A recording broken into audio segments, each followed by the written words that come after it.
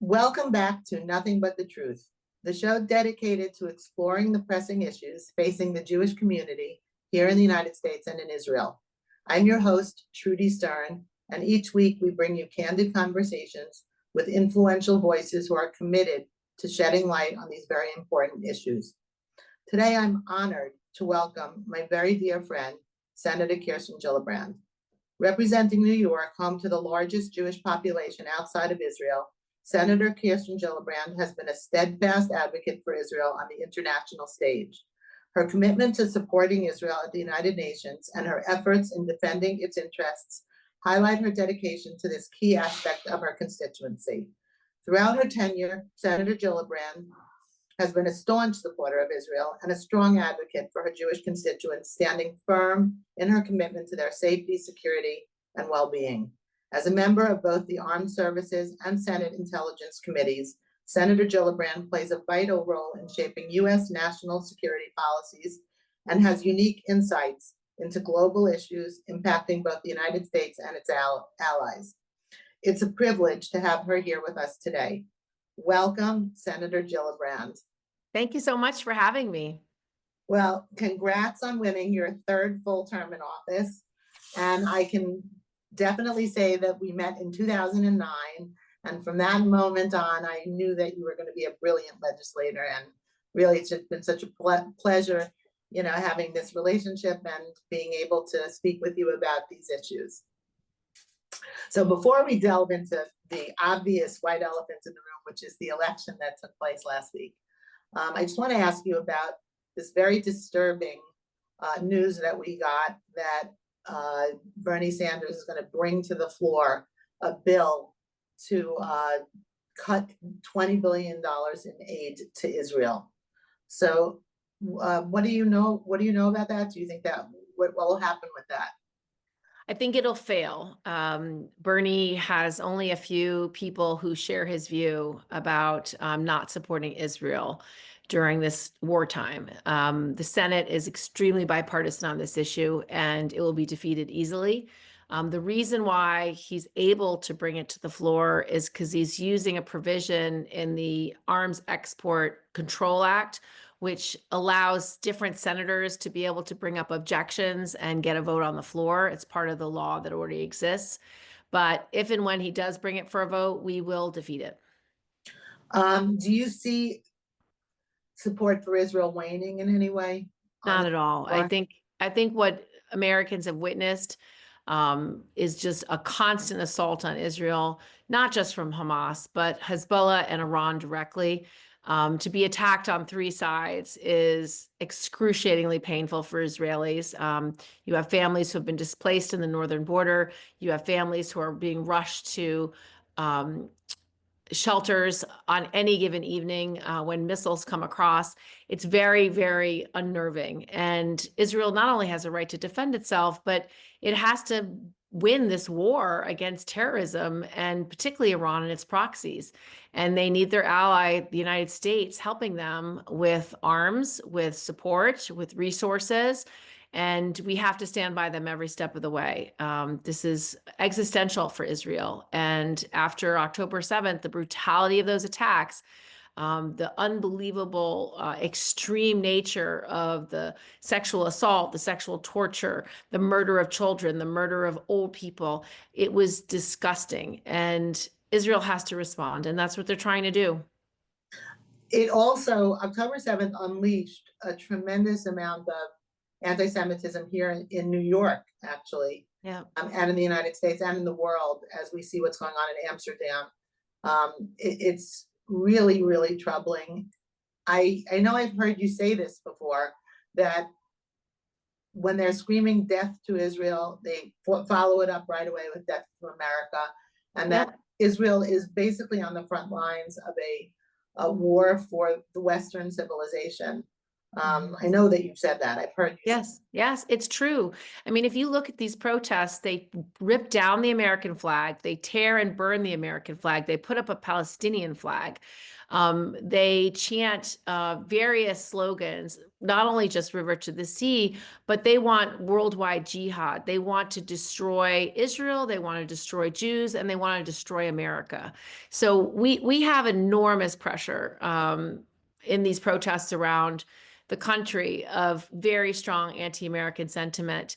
And my heart goes out to every Jewish student in America. I can't imagine how horrible it is to be a Jewish kid in a college campus where the colleges aren't protecting them, where these colleges are not making sure their safety is guaranteed, making sure that they can focus on their studies and they can have productive education as college students. It's heartbreaking to know that so many students have had to endure such horrific treatment over the last year and are starting a school year this year that isn't better. And I really think we have to hold these college presidents accountable. If they can't keep Jewish students safe, they should be fired. If we have professors who are lauding Hamas and lauding October 7th, they should be fired. I don't think there should be any tolerance for it to create a climate where kids are frightened to go to class and frightened to walk on campus. It's not okay, and it has to stop. And I'm going to do whatever I can to support our Jewish students and support our Jewish communities. In New York, I spent a lot of effort getting money for the non-for-profit security grant program. We were able to get a doubling of that money so our synagogues and our Jewish schools can be protected from terrorism and from attack. We have to be vigilant. The rise of anti-Semitism has been exponential in the last 6-7 years. And so we have to fight back on the hate and keep our community safer. And I will do everything I can in my power as a senator to get the resources that our communities need and to push back on anti-Semitism in all its forms. I know that you were very much a part of the Anti-Semitism Awareness Act, which I think in that vein is very, very helpful in holding these colleges accountable. Could you explain that? Yeah, so there's a couple of bills that we're trying to get done this Congress. We wanted to make anti-Semitism basically a senior cabinet member of someone to guarantee community safety and to focus on anti-Semitism. We want to define white supremacy and anti-Semitism as domestic terrorism. We want to make sure that we define what anti-Semitism is based on the international definition that says if you are advocating for the destruction of Israel, if you are anti-Zionist, that is fundamentally anti-Israel and anti-Semitic by definition. And so we want to use a much more heightened definition of what anti-Semitism is, because when they are chanting Hamas slogans, Hamas's goal is to destroy Israel and destroy all Jews. So that is anti-Semitism, and we want it defined as such. And so there's that bill and another bill. We're hoping to get one of them on the floor by the end of the year, and I'm hopeful that we can get a vote on that. That would be really great. That would be very helpful. The way that I understood that, it's if you have a clear definition, it's much easier to hold. Yes. To hold them And accountable. I've talked to college presidents in New York to say, you need to define what anti-Semitism is. And if someone is anti-Zionist, they are anti-Semitic. They do not believe that Israel has a right to exist. When you speak with these college presidents, what is their reluctance to protect students? I can't understand it. They think they're doing a better job than they are. And I think they have a lack of awareness about how toxic a college campus is right now for a Jewish student. And I don't think they are doing enough to hear them, understand them, and then protect them. But it's not only Jewish students, it's the entire environment. Yeah, no one can learn in that circumstance. If you have people taking over public buildings, putting graffiti on public buildings, destroying public property, they should be arrested and punished. They are committing crimes. And we need to have the ability of campuses to be safe. So not only that, the Columbia University canceled their graduation. If I I was a know. student, if I was studying, Everybody suffered because of this one group of people.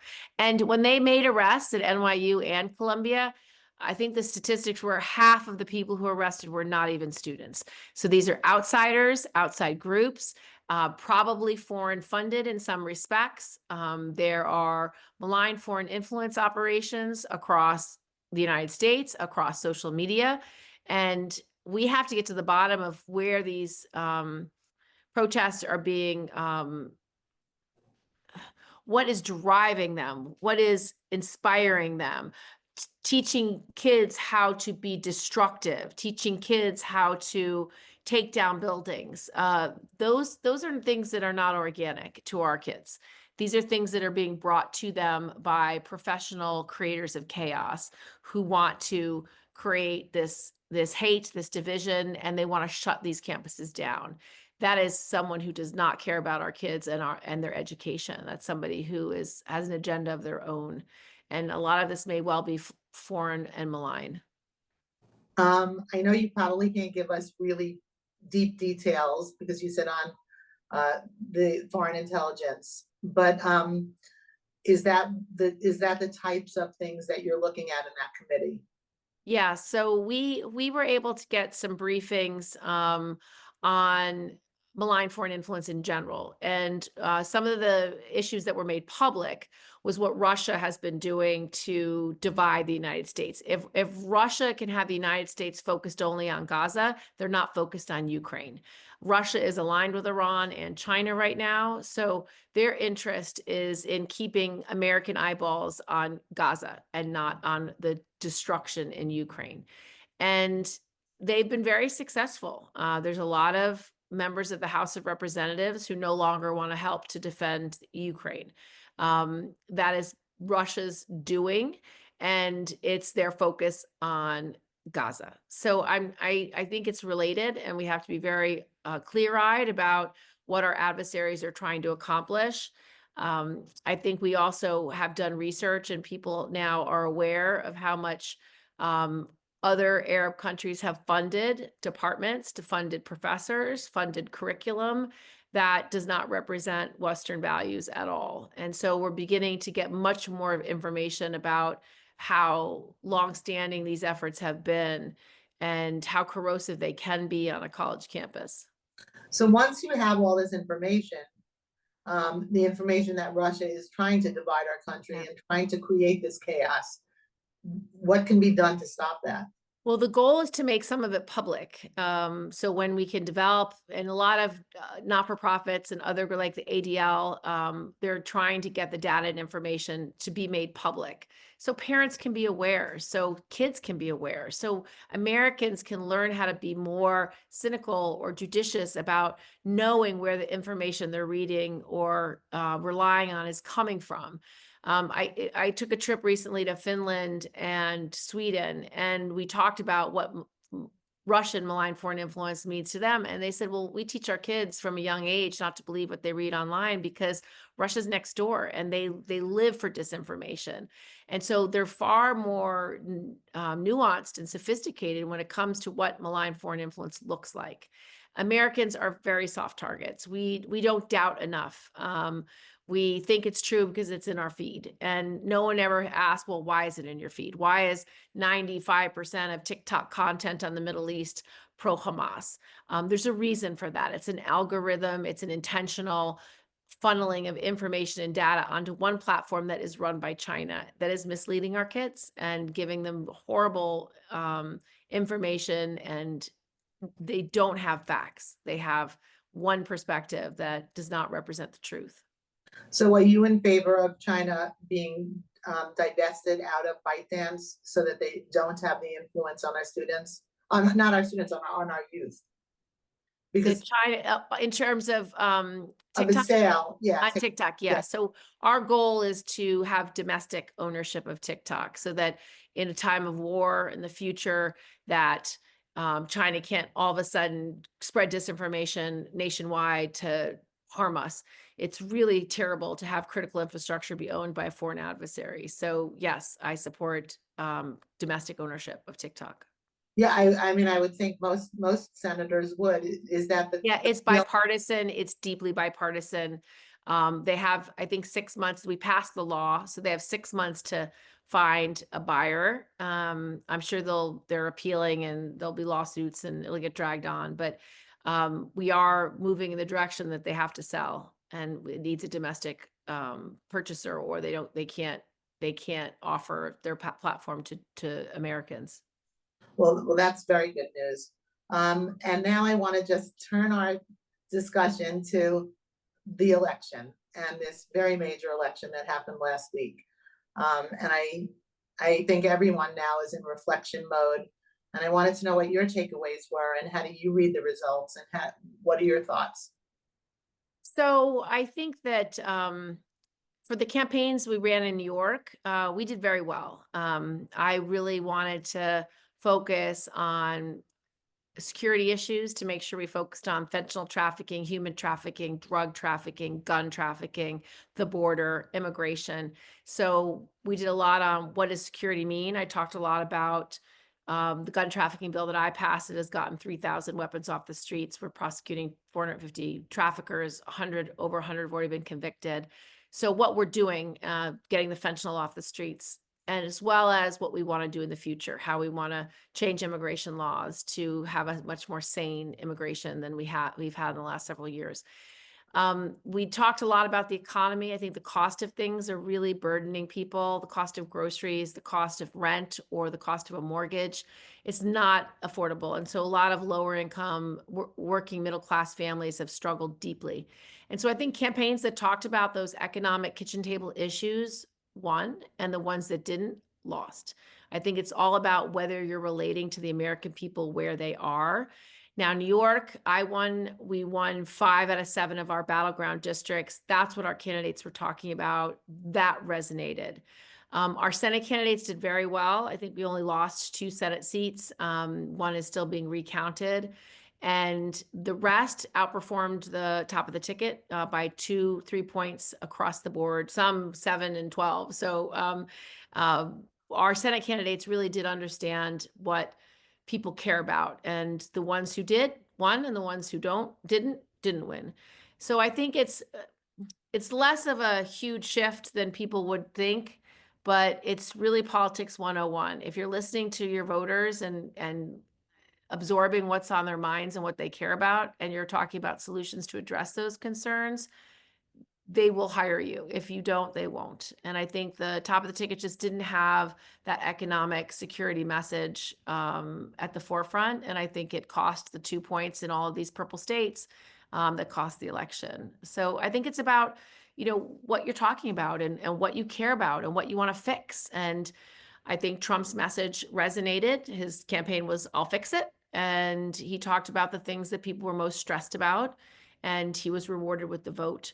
For me, I work on a bipartisan basis very well. So my ambition for this Senate session is to work on a bipartisan basis across party lines, get common sense things done that help New Yorkers, focus on these national security priorities, focus on things that I do on the Intelligence and Armed Services Committee like cyber, but focus on the kitchen table issues of how do we get our costs down for food? How do we get our costs down for mortgages and homes? How do we get our costs down for the prescription drugs, the things that people literally need to survive? And if you work on getting costs down and getting wages up, you can build a stronger future for the country. And that's very much what I plan to do in this next congressional session, and work with President Trump and his administration to fix things and get things done that help New York.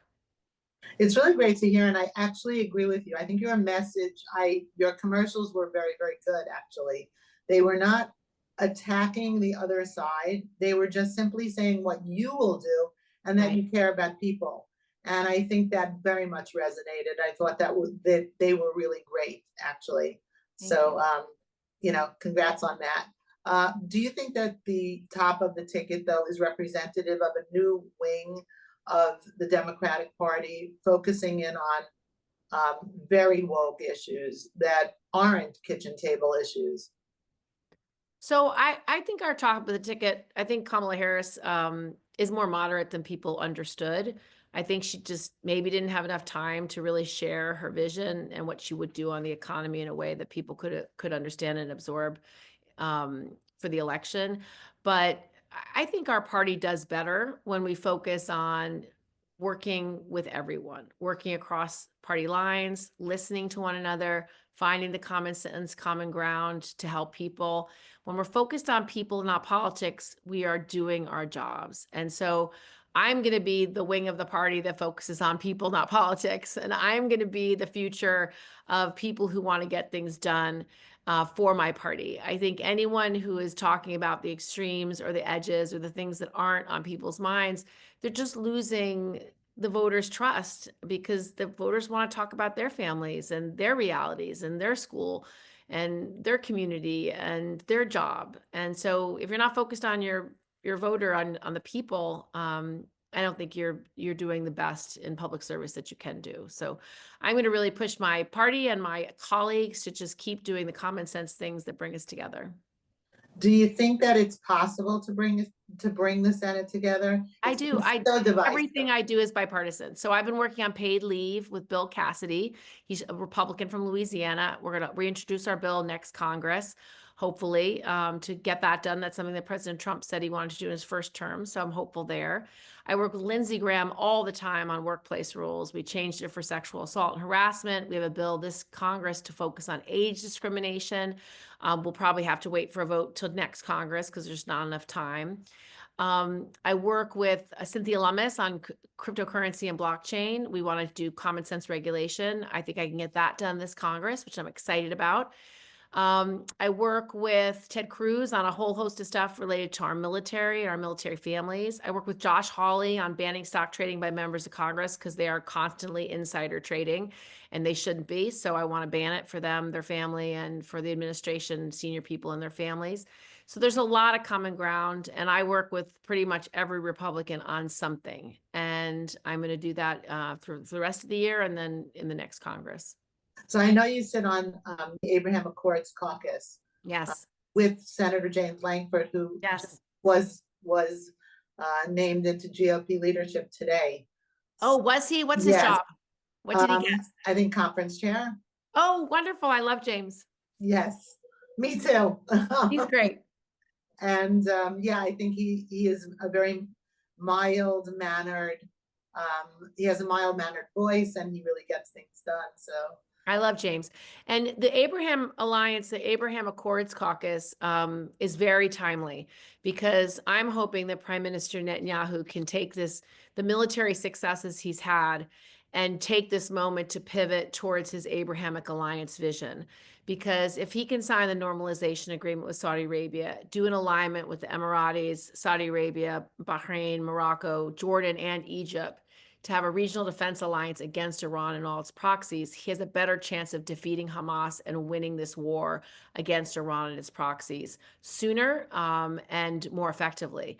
We need allies. If you can shift the balance of power by having the seat of Mecca be on your side, not only will you have Arab partners, but you have the ability to galvanize more anti-terrorism work in places like Gaza and Lebanon with greater access to intelligence and greater access to operational superiority. So I'm hoping if Prime Minister Netanyahu wants to win, his best strategy right now is to sign this Abrahamic alliance with the Saudis, with the other Abraham Accords countries, and pivot towards building that ceasefire in exchange for the hostages and having this regional defense alliance as his modus operandi for fighting terrorism for the next decade. It's how he'll win. You can't defeat terrorism. It's an idea. You can degrade it. You can move people away, but you don't defeat it. The best way is with alliances so that it changes Iran's calculation about how they're going to spend money, giving it to their proxies and fighting a war. And so you need that calculation to shift, that maybe we can't defeat Israel. Maybe we can't defeat Saudi Arabia and all these countries fighting against us. It gives them a greater pause before they fund another October 7 operation. It seems like October 7th was the catalyst for that was potential normalization Stop the with Abrahamic Saudi. alliance from happening. Yes. And this was Prime Minister Netanyahu's idea. This is what he talked to me about when I visited him earlier that year before October 7. It was the thing he was most excited about. It was in January. And he was months away from signing that accord. And it's why October 7th happened, to stop momentum and progress on that accord. So do you think that Saudi Arabia will come to the table, or you think they I won't? do. I think they're still waiting. I think they're at the table. And I think Prime Minister Netanyahu probably felt, and this is based on the conversation I had with him about 6 months ago, 7 months ago, I'm sure he felt he needed to have more operational control over the battlefield before he could progress to something like this, because this is something that allows to rebuild Gaza. It allows Arab faces to be in charge of that. It allows Saudis to do the operational security for Gaza. So that can't happen until he's defeated enough of the terrorist leadership. I think he's had enough military success in the last year that he could probably now pivot to the second stage, which I think is what will bring him the most lasting peace. And it will shift the calculation from Iran about whether to attack again and in what form. So I think it's how he wins. But in the north, if they don't move Hezbollah beyond the Litani River, the northern displaced Israelis just cannot move back there. They're getting missile fired daily. Again, this would be helpful, because if you have more Arab support for anti-terrorism, it changes Hezbollah's calculation. It changes everything, because you're going to win. So it's a more powerful alliance with more resources, more intel, and you have having a Muslim face on some of these operations will help them be more successful.